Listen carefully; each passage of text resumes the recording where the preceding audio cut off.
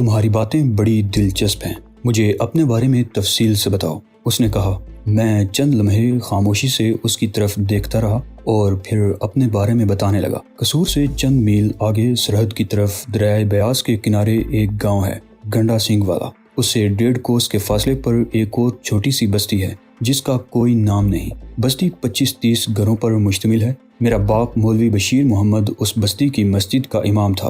میرا نام نذیر محمد رکھا گیا تھا، لیکن سب لوگ مجھے ناجی کہہ کر پکارتے تھے۔ میرا باپ مجھے بھی اپنی طرح مولوی بنانا چاہتا تھا، لیکن میں تعلیم حاصل کر کے بہت بڑا افسر بننا چاہتا تھا۔ مڈل تک کی تعلیم تو میں نے گنڈا سنگھ والا میں حاصل کی اور پھر مجھے قصور کے ہائی اسکول میں داخلہ لینے کے لیے قصور جانا پڑا۔ وہاں میری رہائش کا بندوبست شجاع نامی ایک شخص کے ہاں کیا گیا تھا جو میرے باپ کا دور کا رشتہ دار تھا۔ شجاع کا پورے شہر میں بڑا ٹہکا تھا۔ مجھے جلد ہی پتہ چل گیا کہ شجاع اس چھوٹے سے شہر کا بہت بڑا بدماش ہے اور اسمگلروں کے ایک گروہ کا سرگرم رکن بھی۔ یہ لوگ اناج، سونا اور ہر وہ چیز انڈیا کو اسمگل کرتے تھے جس سے انہیں کچھ حاصل ہوتا تھا۔ رات کے اندھیرے میں سرحد پار کرنے کے لیے یہ لوگ چھوٹی چھوٹی بستیوں کے راستے استعمال کرتے تھے۔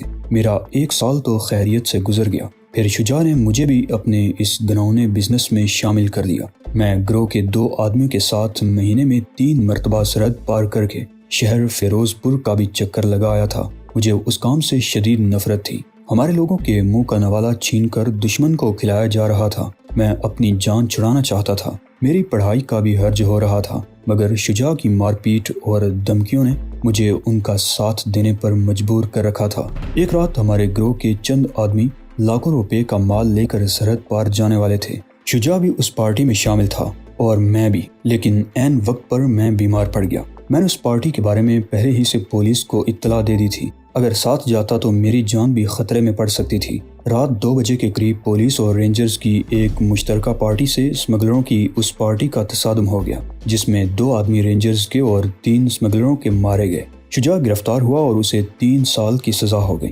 شجاع کی عمر اس وقت 45 سال کے لگ بھگ تھی اور اس کی بیوی کی عمر 30 سے زیادہ نہیں تھی، جبکہ میں اس وقت 16-17 کا ہوں گا۔ ان کے گھر رہتے ہوئے میں نے محسوس کیا تھا کہ رضیہ مجھے اکثر عجیب سی نظروں سے دیکھتی رہتی تھی۔ کئی مرتبہ وہ مجھے اپنے ساتھ لپٹا کر پیار بھی کرتی، مجھے دبوچتی اور میرے رخساروں کے بوسے لیتی۔ میں نے میٹرک کا امتحان تو دے دیا، لیکن مجھے کسی اچھے رزلٹ کی توقع نہیں تھی۔ لیکن جب رزلٹ نکلا تو میری حیرت کی انتہا نہ رہی۔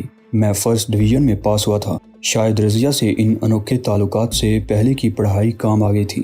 پھر نہ جانے کیا ہوا کہ رضیہ مجھ سے ناراض ہو گئی۔ اس نے مجھے گھر سے بھی نکال دیا۔ چند روز بعد میں نے محلے کے اپنے جیسے ایک گبرو جوان کو رضیہ کے گھر سے نکلتے دیکھا تو مجھے اس کی ناراضگی کی وجہ بھی سمجھ میں آ گئی۔ میں نے ایک فیکٹری میں نوکری کر لی اور رضیہ کو بھول گیا۔ قصور شاید پاکستان کا گندہ ترین شہر ہے۔ چمڑا صاف کرنے کے چھوٹے بڑے لاتعداد کارخانے ہیں۔ ان فیکٹریوں کی وجہ سے آلودگی انسانی زندگی کے لیے خطرے کی انتہائی حد سے بھی کہیں اوپر جا چکی ہے۔ چمڑے کے ان کارخانوں سے بہنے والا گندا پانی سڑکوں اور گلیوں میں جوہڑوں کی صورت میں کھڑا رہتا ہے۔ اس گندے پانی میں شامل کیمیکلز زیر زمین پانی کو بھی متاثر کر رہے ہیں۔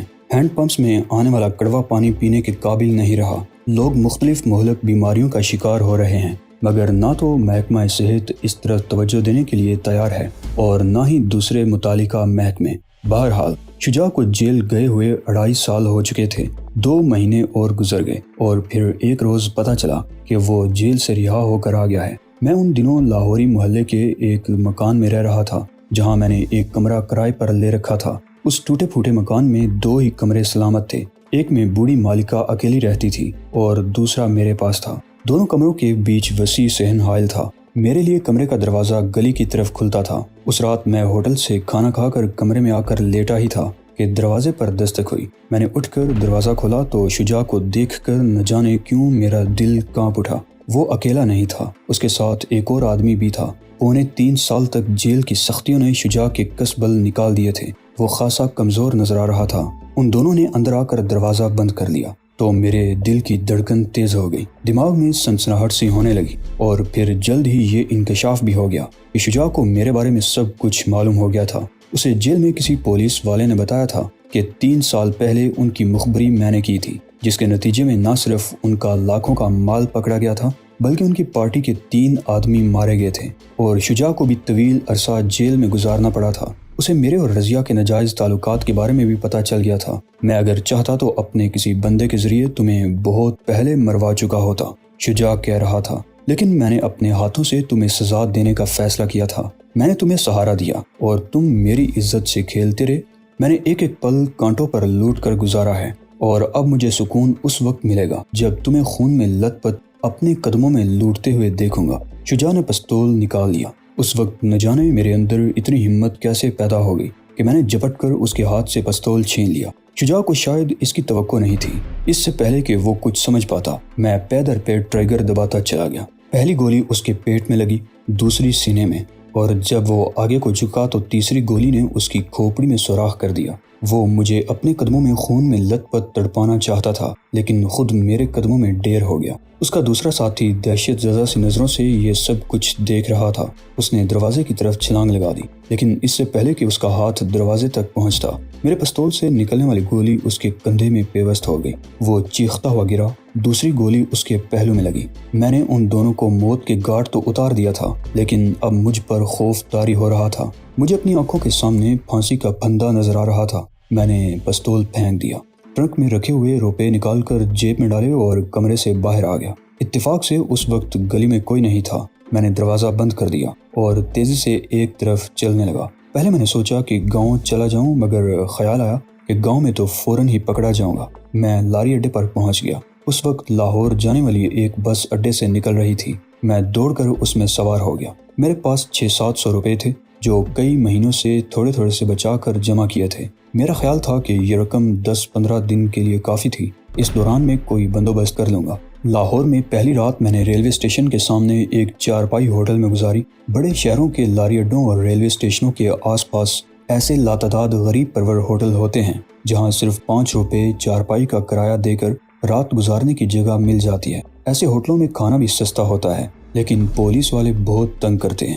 ہر گھنٹے 2 گھنٹے بعد کوئی نہ کوئی سنتری ٹپک پڑتا ہے۔ کون ہے؟ کہاں سے آئے ہو؟ کہاں جانا ہے؟ جیسے سوالات کر کے ہر پولیس والا کچھ نہ کچھ اینٹ کر چلا جاتا ہے۔ اس ایک رات میں میری جیب سے بھی اسی طرح 50 روپے نکل گئے تھے۔ اس طرح مجھے وہ ہوٹل بہت مہنگا پڑا تھا۔ میں کام اور پناہ کی تلاش میں ایک ہفتہ مارا پھرتا رہا اور آخر کار دلی دروازے کے باہر ایک ہوٹل میں کام مل گیا۔ آرام کرنے کا موقع نہیں ملتا تھا۔ رات 12 بجے کے بعد میں چھت پر جا کر سو جاتا، مگر صبح 5 بجے اٹھا دیا جاتا۔ 1 مہینے بعد انکشاف ہوا کہ اس ہوٹل کا مالک براؤن شوگر کا کاروبار بھی کرتا تھا اور اس کی اصل آمدنی وہی تھی۔ میں نے بعض بڑے بڑے لوگوں کو چمچماتی ہوئی گاڑیوں پر اور کئی سادہ لباس پولیس والوں کو بھی وہاں آتے دیکھا تھا۔ پولیس والوں کی مٹھی گرم کر دی جاتی، وہ چائے پیتے اور سیٹ کو سلام کر کے چلے جاتے۔ ایک روز ہوٹل پر آنے والے ایک گاہک کو دیکھ کر میں چونک گیا۔ اسے پہچاننے میں مجھے کوئی دشواری پیش نہیں آئی تھی۔ وہ قصور میں چمڑے کے کارخانے میں میرے ساتھ کام کیا کرتا تھا۔ اس نے بھی مجھے پہچان لیا تھا اور پھر باتوں ہی باتوں میں اس نے انکشاف کیا کہ قصور کی پولیس اب بھی مجھے تلاش کر رہی ہے۔ میں نے شجاع کے ساتھ جس آدمی کو 2 گولیاں ماری تھی وہ زندہ بچ گیا تھا اور اس نے پولیس کو میرے بارے میں سب کچھ بتا دیا تھا۔ پولیس میری تلاش میں میرے گاؤں بھی گئی تھی اور مجھے وہاں نہ پا کر میرے باپ مولوی بشیر محمد کو گرفتار کر کے قصور کے حوالات میں بند کر دیا گیا۔ میرے بارے میں پوچھنے کے لیے اس پر اس قدر تشدد کیا گیا کہ اس نے حوالات ہی میں دم توڑ دیا۔ پولیس نے رات کی تاریکی میں اس کی لاش ایک سڑک پر ڈال کر گولی چلا دی اور یہ ظاہر کیا کہ اس نے فرار کی کوشش کی تھی اور پولیس مقابلے میں مارا گیا۔ مجھے باپ کی موت کا بہت دکھ ہوا تھا اور پہلی مرتبہ پولیس کے لیے میرے سینے میں نفرت کی چنگاری بڑھ گئی تھی، مگر افسوس اس بات کا تھا کہ اپنے بے گناہ باپ کے قتل کا بدلہ لینے کے لیے کچھ نہیں کر سکتا تھا۔ وہ شخص مجھ سے 50 روپے ادھار لے کر چلا گیا۔ میں سمجھ گیا تھا کہ یہ پیسے مجھے واپس نہیں ملیں گے اور وہ شخص دوبارہ بھی آئے گا۔ اس نے اگرچہ مجھے تسلی دی تھی کہ میرے بارے میں کسی کو نہیں بتائے گا، مگر میں مطمئن نہیں تھا۔ میں ہوٹل میں آنے والے ہر شخص کو شک و شبے کی نگاہ سے دیکھنے لگا۔ کوئی میری طرف غور سے دیکھتا تو میرا دل دھڑک اٹھتا۔ 2 دن بعد وہ شخص پھر آیا۔ اس مرتبہ اس نے 2 دن کے وعدے پر 100 روپے مانگے تھے۔ اب میں سمجھ گیا کہ وہ واقعی مجھے بلیک میل کر رہا ہے۔ میں نے اسے 100 روپے تو دے دیے، لیکن سنجیدگی سے اس بارے میں سوچنا شروع کر دیا۔ یہ جگہ اب میرے لیے محفوظ نہیں رہی تھی۔ میں نے اس کے اگلے پھیرے سے پہلے یہ جگہ چھوڑنے کا فیصلہ کر دیا، لیکن اسی رات 12 بجے کے قریب وہ پھر ٹپک پڑا اور مجھ سے 200 روپے کا مطالبہ کیا۔ بقول اس کے اسے فوری طور پر گجرانوالہ جانا پڑ گیا تھا اور اس وقت کہیں سے رقم کا بندوبست نہیں ہو سکتا تھا۔ البتہ مجھ سے اسے انکار کی توقع نہیں تھی۔ اس وقت ہوٹل میں زیادہ گاہک نہیں تھے اور ویسے بھی میرا چھٹی کا وقت ہو گیا تھا۔ میں اسے ساتھ لے کر اکبری دروازے کی طرف چل پڑا۔ دلی دروازے اور اکبری دروازے کے بیچ ایک ایسی جگہ بھی آتی ہے جہاں سڑک کے عین درمیان میں 2-3 پرانی عمارتیں ہیں۔ اس طرح یہ سڑک 2 حصوں میں بٹ جاتی ہے، ایک ان قدیم عمارتوں کے سامنے سے اور دوسری پچھلی طرف سے نکلتی ہے۔ میں اسے لے کر پچھلی طرف والی سڑک پر آ گیا۔ اس سڑک کے ساتھ ہی ایک پارک اور اس کے ساتھ گندا نالا بہتا ہے جس کے دوسرے کنارے پر لاہور کے قدیم شہر کی عمارتیں ہیں۔ میں اسے لے کر پارک میں آ گیا۔ سڑک پر ٹریفک بھی کم تھا اور پارک بھی سنسان پڑا تھا۔ وہ ذرا گھبرا سا گیا تھا، لیکن میں نے اسے بتایا کہ ہوٹل سے میری چھٹی ہو گئی ہے، یہاں کچھ دیر بیٹھ کر باتیں کریں گے۔ پارک کے وسط میں پہنچ کر میں نے اچانک ہی اسے دبوچ لیا۔ وہ عمر میں اگرچہ مجھ سے بڑا تھا لیکن جسمانی طور پر کمزور سا آدمی تھا۔ اس نے مزاحمت کرتے ہوئے چیخنے کی کوشش کی، مگر میں نے ایک ہاتھ سے اس کا منہ دبا لیا اور دوسرے ہاتھ سے اس کی گردن مروڑنے لگا۔ مجھے اس پر ذرا بھی ترس نہیں آیا۔ مجھے زندہ رہنا تھا اور اپنے آپ کو زندہ رکھنے کے لیے اس جیسے لوگوں کا مرنا ضروری تھا۔ گردن مروڑ کر میں نے اسے گندے نالے میں پھینک دیا۔ اس کے لیے یہی جگہ سب سے زیادہ مناسب تھی۔ میں پارک میں سیدھا آگے نکل گیا اور پھر باہر نکل کر چکر کاٹتا ہوا ہوٹل واپس آ گیا اور چھت پر جا کر سو گیا۔ چند روز سکون سے گزر گئے اور پھر ایک رات جبکہ میں چھت پر دوسرے لڑکوں کے ساتھ سو رہا تھا، شور کی آواز سن کر جاگ گیا۔ 1-2 گولیاں چلنے کی آواز بھی سنائی دی۔ اسی دوران ایک آدمی سیڑھیوں پر دوڑتا ہوا چھت پر آ گیا۔ اس کے ہاتھ میں کپڑے کا ایک تھیلا تھا۔ وہ ہوٹل کا مالک سیٹھ رمضان تھا۔ کیا ہوا سیٹھ جی، گولیاں کیوں چل رہی ہیں؟ میں نے کانپتے ہوئے پوچھا۔ پولیس نے چھاپا مارا ہے، سیٹھ نے جواب دیا۔ میرا دل اچھل کر حلق میں آ گیا۔ میں سمجھ گیا کہ پولیس کو میرے بارے میں پتہ چل گیا ہے اور میری گرفتاری کے لیے چھاپا مارا گیا ہے۔ اوئے ناجی، سیٹھ کی آواز سن کر میں چونکا۔ اس مرتبہ ان کتوں کو ہڈی تو نہیں ملی تو چھاپا مار دیا۔ یہ تھیلا پکڑ اور بھاگ جا یہاں سے۔ میں صبح 9 بجے تمہیں باٹی چوک پر پھجے پہلوان کے ہوٹل پر ملوں گا۔ سنبھال کر رکھنا، تھیلا کہیں گرا مت دینا۔ اب بھاگ جا۔ اس طرف ساتھ والی چھت سے ٹانگوں کے اڈے کی طرف کود جانا۔ میں نے اس کے ہاتھ سے تھیلا لیا اور ساتھ والی چھت پر چھلانگ لگا دی۔ اس سے اگلی چھت پر کود کر میں مین روڈ کی طرف آ گیا۔ اس طرف سڑک کے ساتھ ٹانگوں کا اڈا تھا جہاں صبح سے آدھی رات تک ٹانگے کھڑے رہتے تھے، لیکن اس وقت اڈا خالی تھا۔ میں نے چھت کے کنارے پر پہنچ کر نیچے جھانک کر دیکھا اور پھر چھلانگ لگا دی۔ بلندی 12 فٹ سے زیادہ نہیں تھی اور ویسے بھی نیچے خشک لید کی تہیں جمی ہوئی تھی۔ نیچے گرتے ہی میں اٹھ کر بائیں طرف دوڑنے لگا، مگر مجھے محتاط ہو جانا پڑا۔ سڑک کی دوسری طرف تھانہ تھا۔ گیٹ اگرچہ بند تھا مگر دوڑتے ہوئے قدموں کی آواز سن کر کوئی سنتری باہر آ سکتا تھا۔ میں تیز تیز قدم اٹھاتا ہوا سرکلر روڈ پر پہنچ گیا۔ اس وقت اگرچہ رات کے 3 بجنے والے تھے لیکن ایک طرف ریلوے اسٹیشن اور دوسری طرف لاری اڈا ہونے کی وجہ سے اس سڑک پر کچھ ٹریفک رواں تھا۔ میں سڑک پار کر کے ریلوے لائن کے ایک موریا پل کے نیچے سے گزرتے ہوئے مصری شاہ کی طرف نکل آیا۔ مجھے کچھ معلوم نہیں تھا کہ میری منزل کہاں ہے، کون سا ٹھکانہ ہے جہاں مجھے جانا ہے۔ میں تو اس جگہ سے زیادہ دور نکل جانا چاہتا تھا تاکہ پولیس کے ہاتھ نہ آ سکوں۔ مصری شاہ کے چوک سے ذرا پہلے ایک تانگا مل گیا جو اندر ہی اندر ہوتا ہوا لاری اڈے کی طرف سے آیا تھا۔ مجھے دیکھ کر تانگے والے نے میراں دی کھوئی کی آواز لگائی۔ میں دوڑ کر تانگے پر سوار ہو گیا۔ 3 سواریاں پہلے ہی سے تانگے پر بیٹھی ہوئی تھیں۔ وہ رات میں نے میراں صاحب کے دربار کے کمپاؤنڈ میں گزاری۔ وہاں کچھ اور لوگ بھی پڑے سو رہے تھے۔ میں بھی ایک کونے میں دیوار کے ساتھ ٹیک لگا کر بیٹھ گیا اور محتاط نظروں سے ادھر ادھر دیکھنے لگا۔ سب لوگ فرش پر سو رہے تھے۔ میں نے تھیلا کھول کر جھانکا تو میرا دل اچھل کر حلق میں آ گیا۔ تھیلے میں 1000، 500 اور 100 روپے والے نوٹ بھرے ہوئے تھے۔ ان نوٹوں کے نیچے سفید پاؤڈر کی تھیلیاں بھری ہوئی تھیں۔ میں نے ایک بار پھر ادھر ادھر دیکھا، تھیلے کو گرا لگائی اور اسٹرپ کو کلائی پر لپیٹ کر تھیلے کو گود میں رکھ لیا۔ غیر متوقع طور پر اتنی دولت ہاتھ آ گئی تھی اور اب تو میرے سونے کا سوال ہی پیدا نہیں ہوتا تھا۔ میں نہیں سمجھ سکا تھا کہ سیٹھ نے وہ تھیلا میرے حوالے کیوں کیا تھا۔ بہت سوچنے کے بعد ایک ہی بات ذہن میں آئی، وہ تھیلا کسی اور کو دینا چاہتا ہوگا لیکن بدحواسی اور جلد بازی میں میرے حوالے کر دیا، یا اسے مجھ پر اتنا اعتماد تھا کہ اس نے تھیلا مجھے دے کر صبح 9 بجے باٹی چوک پر پھجے پہلوان کے ہوٹل پر ملنے کو کہا تھا۔ اس کا خیال تھا کہ شاید میں رقم اور ہیروئن کی تھیلیوں سے بھرا ہوا یہ تھیلا لے کر صبح پھجے کے ہوٹل پر پہنچ جاؤں گا۔ اس نے واقعی یہ سوچا تھا تو وہ دنیا کا سب سے بڑا احمق تھا۔ اتنی بڑی رقم کا تو میں نے کبھی سوچا بھی نہیں تھا۔ اتفاق سے یہ رقم میرے ہاتھ آ گئی تھی اور میں اتنا احمق نہیں تھا کہ یہ رقم اس کے حوالے کر دیتا۔ مجھے یہ بھی علم تھا کہ صبح جب میں بھجے کے ہوٹل پر نہیں پہنچوں گا تو میری تلاش شروع ہو جائے گی۔ وہ شہر کا چپا چپا چھان ماریں گے۔ میرے لیے محفوظ ترین جگہ یہ دربار ہی تھا۔ میں تقریباً 1 ہفتہ میراں صاحب کے دربار میں پڑا رہا۔ روزانہ ہزاروں کی تعداد میں عقیدت مند دربار میں حاضری دینے کے لیے آتے، لنگر بھی بڑھتے، خیرات بھی ملتی۔ مجھے کسی سے ایک جوڑا کپڑے بھی مل گئے۔ میں جب یہاں آیا تھا تو میرے جسم پر میلی سی پینٹ شرٹ تھی، اب شلوار قمیص۔ بے تحاشا بڑے ہوئے شیو سے میرا حلیہ بھی بدل گیا تھا۔ میں نے بچوں کے اسکول بیگ کی طرح کا ایک بیگ بھی خرید لیا تھا۔ نوٹوں اور ہیروئن سے بھرا ہوا تھیلا اس میں ڈال کر میں بیگ کو ہر وقت کندھے پر لٹکائے رکھتا۔ کوئی بھی نہیں سوچ سکتا تھا کہ میرے اس بیگ میں لاکھوں روپے مالیت کی ہیروئن اور لاکھوں کی نقد رقم موجود ہوگی۔ اتنی رقم پاس ہونے کے باوجود میں خیرات میں ملا ہوا کھانا کھاتا۔ 2 دن اور وہاں رہ کر میں 10 دن بعد دربار سے نکلا۔ میرا دل بری طرح دھڑک رہا تھا۔ اگر پہچان لیا گیا تو وہ لوگ میری ہڈیوں کا سرما بنا دیں گے۔ میں صرف سیٹھ رمضان اور ہوٹل کے 3-4 ملازموں کو پہچانتا تھا۔ نہ جانے کتنے لوگ میری تلاش میں ہوں گے۔ دل کو دھڑکا سا لگا ہوا تھا، جیسے کوئی اچانک ہی مجھے گرفت میں لے لے گا۔ ایک تانگے والے سے ذرا کچھ گہری گپ شپ ہو گئی اور پھر اسی کے توسط سے مجھے باغبان پور کے قریب بوگیوال کے گنجان آباد علاقے میں ایک کھلی کرائے پر مل گئی۔ صرف 150 روپے مہینہ کرایہ تھا اور مجھ سے 2 مہینے کا کرایہ ایڈوانس لیا گیا تھا۔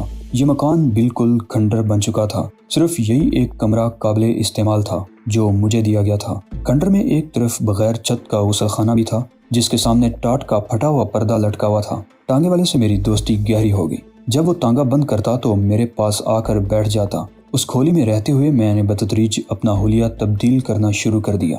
بے تحاشا بڑی ہوئی شیو کو بنوا کر باقاعدہ داڑھی کی صورت دی، آنکھوں میں بری شیڈ والے کانٹیکٹ لینز لگوا لیے اور پینٹ شرٹ بھی پہننا شروع کر دی۔ صرف 20 دن بعد میں نے باغبان پور میں ڈنگ کا ایک مکان کرائے پر حاصل کر لیا اور وہاں منتقل ہو گیا۔ سرور تانگے والا وہاں بھی میرے پاس آتا رہا۔ پہلے میں نے سوچا تھا کہ بیس بدل کر شہر سے باہر نکل جاؤں گا، لیکن پھر بھاگنے کا خیال ذہن سے جھٹک کر لاہور ہی میں رہنے کا فیصلہ کر لیا۔ قصور میں شجاع نے مجھے اسمگلنگ کے دھندے میں دھکیلنے کی کوشش کی تھی تو مجھے اس پر غصہ آیا تھا، لیکن اب یہ بات میری سمجھ میں آ رہی تھی کہ جیب خالی ہو تو انسان کو کتے سے بھی زیادہ حقیر سمجھا جاتا ہے۔ پیسہ جیب میں ہو تو سبھی جھک کر سلام کرتے ہیں۔ میرے جیسا میٹرک پاس نوجوان جس کا کوئی فیملی بیک گراؤنڈ نہ ہو، اسے تو سرکاری محکمہ میں کلرکی بھی نہیں ملتی۔ میرے پاس دولت آ گئی تھی، اسے میں سنبھال کر خرچ کرتا تو 2-4 سال آرام سے گزار سکتا تھا۔ لیکن کب تک؟ میں نے سیٹھ رمضان کو دیکھ لیا تھا کہ کس طرح وہ بیٹھے بیٹھے روزانہ لاکھوں روپے کما رہا تھا۔ اس طرح راتوں رات دولت مند بننے کا راز مجھے بھی معلوم ہو گیا تھا اور مجھے بھی سٹینڈ مل رہا تھا۔ تھیلے میں ملنے والی رقم 7.5 لاکھ روپے تھی اور اتنی ہی مالیت کی ہیروئن بھی تھی۔ ایک اچھا سٹارٹ مل سکتا تھا۔ میں کئی روز تک سرور تانگے والے کا جائزہ لیتا رہا۔ میرے خیال میں وہ قابل اعتماد ساتھی بن سکتا تھا۔ اسے اعتماد میں لینے کے بعد آخر کار ایک روز میں نے اس سے ہیروئن کی بات کر ہی ڈالی اور اس طرح میرا ہیروئن کا بزنس شروع ہو گیا۔ میرا ضمیر مجھے ملامت کرتا رہا، کچوکے لگاتا رہا۔ میں اپنے ضمیر کو تھپکیاں دے کر سلانے کی کوشش کرتا رہا۔ بعض اوقات اسے ڈانٹ بھی دیتا، کمبخت تو اس وقت کہاں مر گیا تھا جب شجاع کی جوان اور حسین بیوی کے ساتھ اپنی راتوں کو رنگین بنایا کرتا تھا۔ ضمیر کی اس جنگ کے دوران میں دولت بٹورتا رہا۔ میرا مقابلہ سیٹھ رمضان کے گروہ سے تھا۔ اس گروہ میں بڑے بڑے جوادری قسم کے لوگ شامل تھے۔ مجھے بھی کچھ قابل اعتماد اور اچھے آدمی مل گئے تھے۔ شہر میں اور بھی کئی گروہ یہ گراؤنا دھندا کر رہے تھے، لیکن سیٹھ رمضان کے گروہ سے تو گویا میری ٹھن گئی تھی۔ سیٹھ رمضان کو بھی پتہ چل گیا تھا کہ میں کون ہوں اور پھر وہ کھل کر سامنے آ گیا۔ اس طرح ہماری گینگ وار شروع ہو گئی۔ جہاں جس کا داؤ چلتا وار کر گزرتا۔ اس گینگ وار میں اب تک میرا ایک اور سیٹھ رمضان کے 2 آدمی مارے جا چکے تھے اور پھر نہ جانے کس طرح سیٹھ رمضان کو یہ پتا چل گیا کہ نذیر محمد ناجی یعنی میں قصور پولیس کو قتل کے جرم میں مطلوب ہوں۔ بات لاہور پولیس تک پہنچ گئی۔ پولیس نے یہ بھی معلوم کر لیا کہ 1.5 سال پہلے اکبری دروازے کے قریب گندے نالے سے جو لاش ملی تھی اس کا قاتل بھی میں ہی ہوں۔ میرے گرد پولیس کا گھیرا تنگ ہوتا رہا۔ میں روپیہ پانی کی طرح بہا رہا تھا۔ میرے ساتھی بھی میرا ساتھ چھوڑتے جا رہے تھے۔ میں بالکل تنہا رہ گیا اور پھر ایک رات پولیس نے میرے مکان کو گھیرے میں لے لیا۔ میں بڑی مشکل سے وہاں سے جان بچا کر بھاگ سکا تھا۔ میرے لیے اب لاہور میں کوئی جگہ نہیں رہی تھی۔ میں راتوں رات وہاں سے بھاگ کر سیالکوٹ پہنچ گیا۔ 2 دن وہاں رہا اور پھر وزیر آباد چلا گیا، جہاں سٹین لیس کی کٹلری تیار کرنے والی ایک فیکٹری میں نوکری کر لی۔ اور رہائش کے لیے فیکٹری کے قریب ہی ایک کمرہ بھی کرائے پر مل گیا۔ ان سارے ہنگاموں میں 4 آدمی میرے ہاتھوں مارے جا چکے تھے۔ مجھے مفرور دہشت گرد قرار دے دیا گیا تھا اور اخبارات میں میری تلاش کے لیے بڑے بڑے اشتہار چھپ رہے تھے۔ میری گرفتاری کے لیے 5 لاکھ روپے کے انعام کا اعلان کیا گیا تھا۔ اس اشتہار کے ساتھ میری وہ تصویر چھپ رہی تھی جو میں نے میٹرک کے امتحانی فارم پر لگائی تھی۔ اس تصویر اور میرے موجودہ چہرے میں بڑا فرق تھا، اس لیے مجھے اپنے پہچان لیے جانے کا اندیشہ نہیں تھا۔